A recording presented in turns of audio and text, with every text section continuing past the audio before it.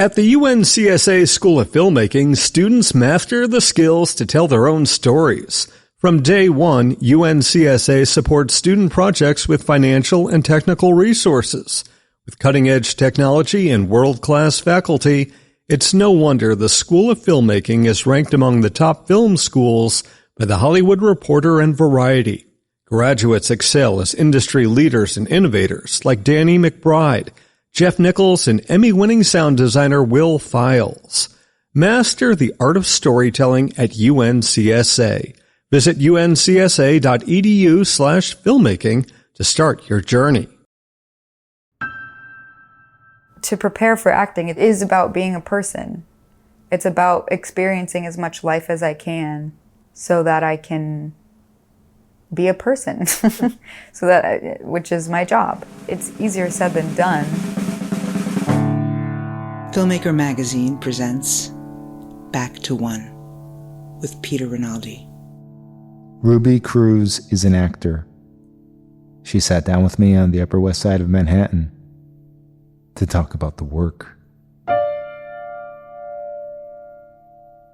Lately, I've been hearing people on interviews or just in little things that pop up, when I'm doom scrolling or something. Right.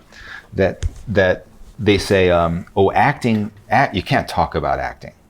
If acting's like sex, you can't talk about it, you just do it. And it usually that doesn't bother me. But sometimes, and for you, with you and your work, like there's something about your work that I feel is like I can't explain what you're doing. It's like it feels effortless. And in this situation, that kind of thinking comes up more. Meaning, like I'm actually worried to talk to you about acting, right? Because I'm worried that you can't talk about it. Some things you can't talk about, and so I want you to be able to say, I don't want to talk about that. Yeah. I don't want you to try and, because we're in the pressure, you have a microphone on. Right, have an answer. Yes. Yes. Okay. I think that's something that I fear too, as well. But is there something that you do to begin your process every time you have to embody another person? Is there like a typical first step that you take to kind of begin the process? I feel like there's no designated place to take that first step. I think it's been different for every role. No matter how one process has worked, if I try to do that again, I end up forgetting to try to do that again, and then something else happens. I guess. I feel like I understand you naming that fear of not being able to talk about it, because in my head I'm like, all right, well, I've listened to your podcast and I understand that it is about talking about the process, and I'm like, this is something that has been hard for me to talk about just with people I know, just in any sort of environment, because it feels so hard to materialize and like grasp something tangible. Like it just is always floaty and different. I think that that's what makes you good. And that's why I don't want to even I'd rather not have this as an episode. Let's just in order chat. To keep you, right. Yeah, exactly. I'm down. I'm down. To Scrap keep it all. Let's just let's hang talk out. about food. Let's hang out. Yeah, what have you eaten today? But I'm down to figure it out. Well, I'm down I want to delicately there was something that happened right early on that made you think I could play pretend in front of a camera, right? Yeah.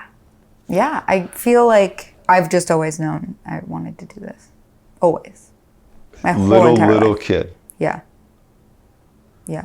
And it's like I always understood what a calling was, I guess. I don't know. I just like, I'm going to do that. I didn't have a lot of doubt. Yeah.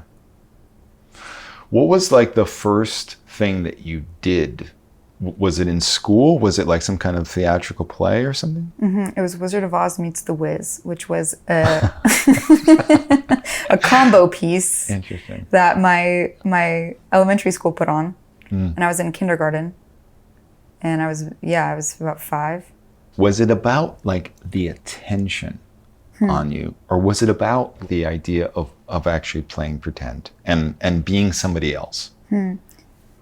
I feel like it's about feeling connected to people and to be, especially in that circumstance of being on stage in a room full of people, which I haven't experienced since high school. But that experience of being, of playing pretend and escaping into this world, but then also feeling closer to our world and feeling like I'm not leading, but along with the other people in the room, we're all experiencing the same emotional arc. And whatever I'm portraying or whatever the scene's about, whatever emotions we're all going through it. I'm holding everyone's hand through it. You know what I mean? Yes. I don't know.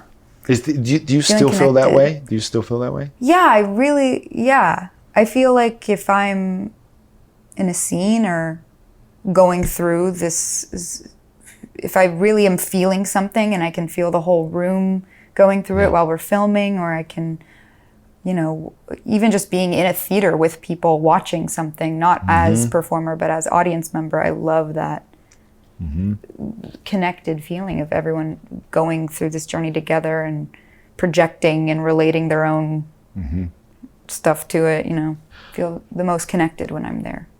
Was there a point though where you came to a realization, maybe when you started to actually do this professionally, where did you need things to be a certain way in order to do this in the way you wanted to do it? In other words, like, did you have to adapt to the way, for instance, like a film is being done? Feels like both. Every set I've been on is different, and both every time I've acted, I've been a different person and adopted new tactics. So it's hard to say, here's the constant. Yeah. And this is the environment that's changing, because I'm also changing. Yeah. So it's cool when it meets, you know what I mean? It meets at a point. Yeah. But I don't know. See, I can't say if there's one way that works better than another. Of a director that's more involved or a director that's less involved. Yeah. Like, I've had both, and I'm down to collaborate, and I'm down to take care of myself. Whichever one you kind of want. I feel very adaptable in that way. And I feel like, for Threesome, it was, Chad is so hands off, it felt like, and down for whatever. I would just come to him with like, so I think Jenny's thinking these things and going through this right now, and maybe it's coming out in this way, and he's like, cool, go for it. Like, he was so hands off, which I don't know how other actors on the set felt, but that's what our dynamic was. Was that good for you though? It was great. I had fun with that. I was just able to try things and it had.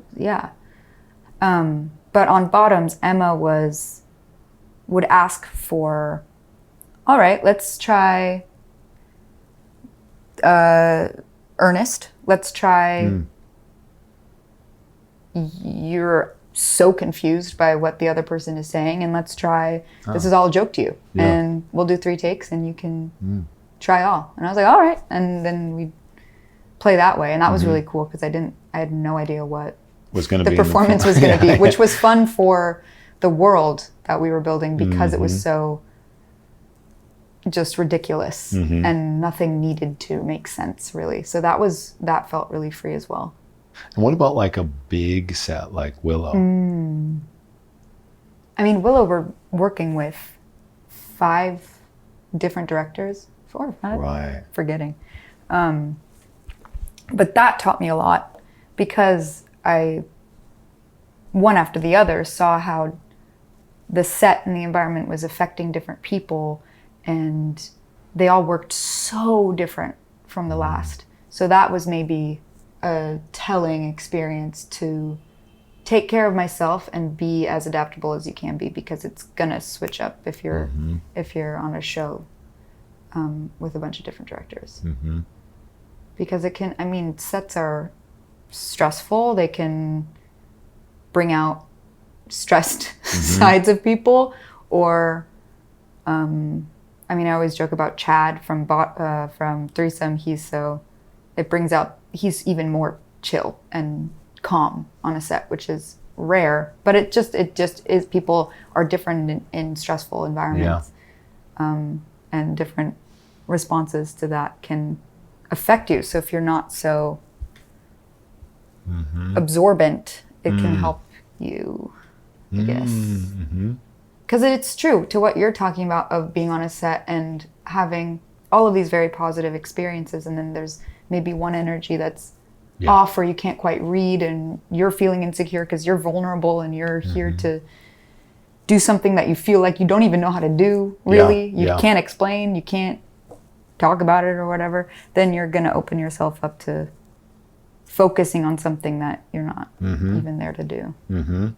But is there something within you that you need to be, I don't even know the words I'm saying right now. I'm just going to say them, okay? That you need to be true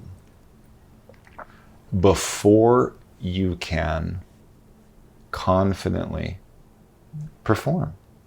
Initially, even though I don't quite know, initially I'm like, oh yeah. I can feel totally off kilter and insecure and uncertain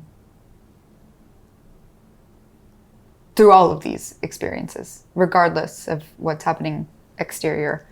I do tend to be very hard on myself, and I do tend to overthink, and I mean, I can't quite tell if that hurts the work, if I have to be totally comfortable and prepared or whatever to do something I'm proud of. I don't know, that's complicated, because I mean, bouts of spouts. What's the word? Bouts? Spouts? Spouts of insecurity. I mean, they can strike at any given moment. Right. Doesn't matter what I've prepared. Right. Doesn't matter what routine or ritual I've done to try to feel. And what do you do with that? If Do that you turn it into fuel somehow? Do you ignore it? Let me try to think of when I was. It's inconsistent. I do whatever kind of happens in the moment with it. I've done both of those things. I've ignored it. Yeah. I've been like, this is just who you are right now. You are. I turn it in to fuel somehow. Yeah. Regardless if it's working or not, I try to tell myself, your character is probably feeling pretty insecure right now. Like I'm. That could always be somewhat true, right? Yeah. No matter what, because usually the movie is depicting some kind of situation. Something's probably going on. Yeah. But I guess it's, I don't know, it could happen. It happens in everyday life. It's not just on set. Yeah. It's just a person thing. It's right. You can either ignore it or run into it. I can go home, spiral. Yeah. Sure, I'll do that. Yeah. Right. Depends how tactical I'm feeling. When a role comes along, whether it's simply an audition that you do or you get an offer to do something, is there some kind of process you go through of, do I want to do this, or can I do this? Do you have those kinds of things, or is this something that or even as far as like, this would be good for my career or something? There's always an initial reaction that's kind of inexplainable, where I've tried to piece together why I like certain characters or scripts. It's very all over the place. It's hard to pinpoint, but there's always like a, oh yeah, feeling, or I can't get to this script, or I don't know. And then there's all these other voices in my head, which are usually my team, telling me, my agents or my manager being like, this might be smart or this might not be smart. And they know that I mull over things for a while. I'm trying to listen to my intuition more about it. And if it's not a full yes, maybe steer left. You know what I mean? Because what else am I doing with my life if I'm not doing full yes things all the time? Right. Which, yeah. And so does that mean that you actually train your team to kind of be more in tune with you? I mean, what my manager I've known since me and her daughter went to middle school together. And then we did youth and government together in high school. And her mom saw me at like an art gala thing where I sang or something. And then she came up to me and she was like, hey, I remember you from drama. Me and her daughter did like drama program together. And she was like, I'm a manager now. Are you looking to do this professionally? And I was like, no, lady, not at all. I have hot pink hair that's 1 inch long. No, I'm very busy. And she was like, all right, well, let me know when you want to. Wow. And then it was kind of 2 years later that she kept stalking me on Facebook. Wow. And I was like, I'm ready now. And then she's my family now. Like she is my rock in all of this. What do you make of that? I mean, I love her to death, and I feel so But what was she supported. saying? What was she saying? Why did she stalk you? I feel so supported. Her belief in me has always been a fuel, for sure. How did you and how do you now approach auditions? And did you figure something out at a certain point? I wish this was a video podcast so people could see what you're doing.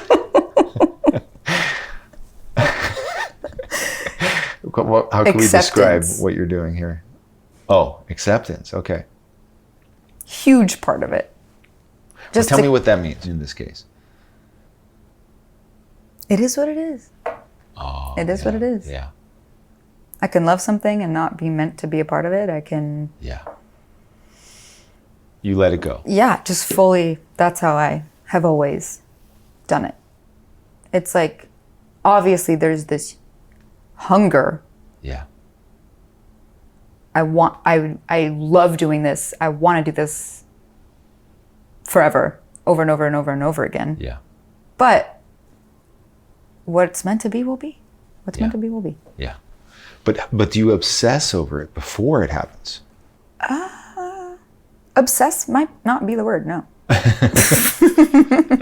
love this. I love this. Do you have any not obsessing approach? Like, do you that's what I mean, kind of like, do you it's an opportunity to make something. Yes. It's an opportunity to get the right people together to help you. Yeah.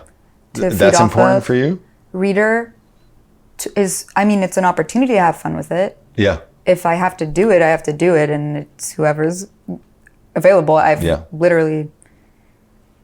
used myself. I used to do that a lot. I used to record myself because I just felt so, I didn't want to encroach on other people's free time and be like, we want to do this thing. Like that felt really, really miserable. Yeah. So, I mean, my manager, Shayna, bring her back. She does a lot of my auditions with me. She reads with me over and over again. She is a saint. I love reading with her. I feel comfortable around her. I mean, best friends are great to read with. You can feel open and able to play. Yeah. Not anyone. Yeah. Not anyone. Yeah. Someone I can feel open and comfortable around. You don't want to feel any judgment. Any people you feel judgment from, right? You don't want them around. Yeah, no. Yeah. Which is interesting though, because you're always gonna kind of, I don't know. I'm like, oh, but you're always going to feel that way on a set, but that's not true. That's not true. I mean, I'm also like casting my friends, and I'm like, ooh, they'd be really fun in this part. Let's feed off of each other. This is the right person to read this, or no, I should not. That's a subject I don't want to really even pretend around this person about. You know what I mean? Yeah. Like it just gets, but that's fun. It's fun. I had this theory the other day. I don't know if this is anything, but auditioning can be really torture. It can be if you let yourself get wrapped up and whatever. So my friend and I were talking, they were really spiraling out about this audition. And I mean, it was an audition, and then there was notes, and then there was conversation, and then it was like another taping. And we were trying to figure out how there could feel like a finish line. If it's just all this potential play that you can do with anything, and you don't have someone directing you right in front of you, but you have had notes from them, and you're like, is this right or wrong? And you're feeling insecure, whatever. How do you feel like there's a finish line? And they'd done the tape a bunch of times into the ground, still not feeling it. What more could there be? And I was like, okay, let's try this, which I don't know if I'll ever try this because this also feels like torture, but treating it more like a play. Do one take every night for a week. Wow, that's kind of interesting. Right? I'm like a little bit, it could be just nothing and like could result in absolutely nothing. Yeah, that's kind of cool though. But it is like... Because you could prepare during the day kind of for it, knowing it's happening at night. And then kind of interesting. When film happens, it's so final, and you feel like, especially when you're working and you have all this time to think about something, and then you film it, and then it's like, oh, well, now it just is that forever. Yeah. And then in a play, you're allowing yourself a little bit more leniency to be like, all right, this didn't go the way that I thought it would, but tomorrow I'll take whatever I was feeling in that day into the performance and see what new happens. Yeah. So maybe treating auditions like that could be, or it could be torture, and you're doing it once a night, and you don't have to do that. You could just do it once and then walk away and not feel so. Right. I don't know. Something also feels fun about that, though, too. Right? Yeah. Where it is just opportunity to make something. That's really how I like to look at it. Because, I don't know, there's going to be, however it's received is so subjective, and so... It's not on you. And it's not on you. Yeah. So just have fun with it while you can. Right. Right. Might be your only chance to say those words. Right. And try to feel those feelings. Because I'm a certain type of person who doesn't get out much. Where are you from? I'm from Pennsylvania. Oh, cool. Yeah. I love Pennsylvania. But I've been in New York for 34 years. But if a script came to me called The Threesome, I'd be like, I don't want to read that. Really? That's scary. That really? scares me. Yes, because I'm a little boy. You are? Yeah. I don't like that. That sounds like weird sexual. But you watched it, right? It's not anything. Exactly. But that's what I'm wondering. Like when a script comes to you called The Threesome, where you're like, what is this? I did a movie called Bottoms. Like I think I was welcoming that into my life. Gotcha. I think it was the only right next step. So you were disappointed that The Threesome wasn't more, more salacious. I mean, that is really what I went through with this, because like who would have thought a movie called The Threesome would be wholesome? It'll find the right people. It absolutely Some people will be very disappointed. Some people will be... And I think that's what it plays on, right? Mm-hmm. In the name. And that's what I love about it. Yeah. Yeah. So what was that audition like? Was that just like what you're talking about? You just had fun and made something? It was a process of, I got sent the script for a meeting. Like read to I don't know what it's called in the email. It's called something, read to discuss or something like that. Oh. If you like the script, whatever, you'll meet with Chad at his favorite coffee shop in Silver Lake, whatever. Oh, okay. So I met with Chad. So he'd already like known about your work. He had a list of people he wanted to meet with for the role. Okay. I loved the script. I watched Little Fish, his other movie, and it was so wholesome as well, and heartfelt, and felt like that voice telling this story was perfect. Like I was like, okay, this this is gonna work. And I met with him and just had so much fun hanging out with him for an hour and a half or whatever, and talking about Jenny a bit, talking about the movie, talking about other movies. Really just, I was like, okay, I really like this guy. That's We're cool. having fun. That's cool, yeah. And I remember going home, like going to meet up with a friend after and being like, I just had the funnest time. Like we were just talking about bullshit, just whatever. It was so fun. And was Zoey involved yet? Zoey and Jonah were both cast. Ah. Yeah. So then I heard like I don't remember the timeline, but maybe it was a couple weeks went by, a while went by, and I didn't hear anything. And then they were like, okay, Chad's met with everyone, and there's another person that sent in a tape that they're responding to, but he still really wants you. So are you willing? And it was like, am I willing to tape? Like, I hate that. Yeah. I don't know. There's all this like, you should be taping. Right. You should be holding your ground, which I understand. There's some sort of business tactic to that, whatever. Yeah. But I was like, I love this. I would, yes. So me and my best friend / roommate got together and just taped and like went as hard as we could and just like had fun with it. And but I need to ask you this. Was there any part of you that was like, oh, come on, bro, didn't we have a good time? No.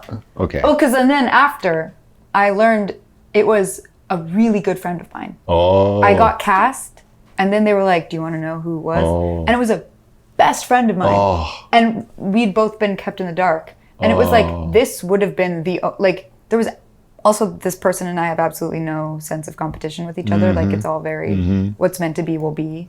We both have that feeling, which is great. Yeah. So we both were like, oh my God, like you would have been so good. You're going to be so good. Like blah, blah, blah, blah, blah. That's nice.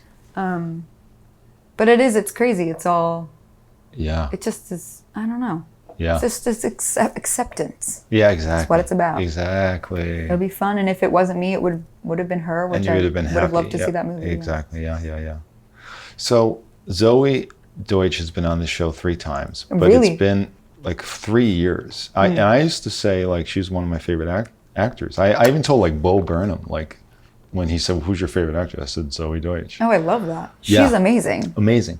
But she hasn't been on the show. I've been wanting her back. I mean, she was in New York doing that thing. So let's take her down a little bit here. I mean, like, come on now. There's some What's the worst thing you drama. can say about Zoey Deutch? Let's just hear it. Girl, this isn't a bad thing. Girl needs to treat herself to a break. She is That's so the busy. worst thing. Yes, she is phenomenally talented. Literally moves me every single time I'm just watching her sit. Right. She is so professional, has done this for years. I learn so much when I'm around her. The way she navigates a set is, wow. I feel in awe of her.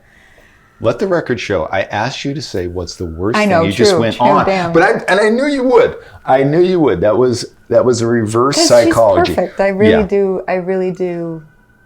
I feel so grateful. I got to do this with Zoey. She's so kind. She's so open to life. She's so adventurous. She likes to try new things and eat yummy food and explore the town. And yeah, she brought me out of my shell a lot, which is really great. And she produced it. Did that have like, what was the effect of that? Like you as a co-star, like her being a producer, does that have any? She's like a boss on Boss her own. lady. She's a boss.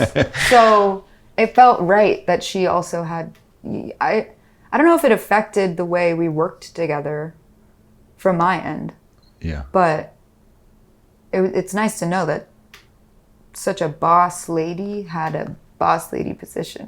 Yeah. Because I'm like, she needs to be making the decisions. She knows what she's talking about. Mm-hmm.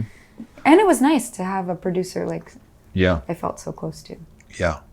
I guess, yeah. Is there, I mean, again, you don't have to talk about this, but I'm kind of curious. Like, this is somebody, like, let's forget about the dude. Who cares about him? Okay. Jonah who?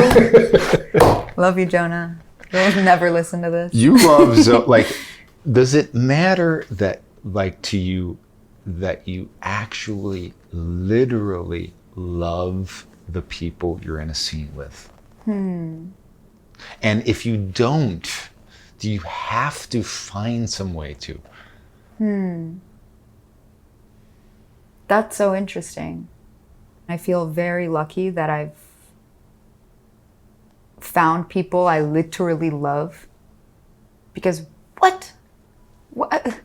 Millions of actors auditioning every single day. The fact that we've all found each other, found ourselves on the same set at the same time, on the same project, is so rare and so beautiful. And I guess to your question of, if I don't literally love them, there is still this mutual respect. I don't know how to answer that, because I love people. I appreciate people. I don't think that you have to love them, though, to do good work. I don't. But I tend to really like them. You know what I mean? I don't know. Seems like you lead with love, right?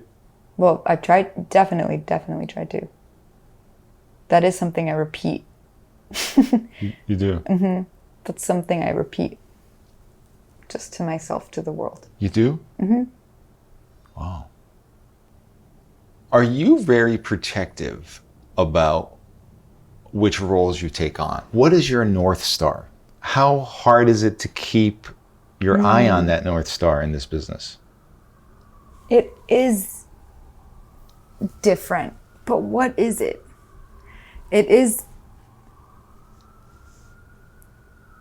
I mean, of course,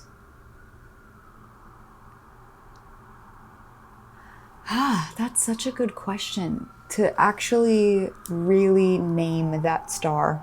Yeah. Could be helpful for me too. It could be. Right? I mean, it sounds like you have it and you know it deep down. I do. Is it good to talk about? Like, this is one of those things.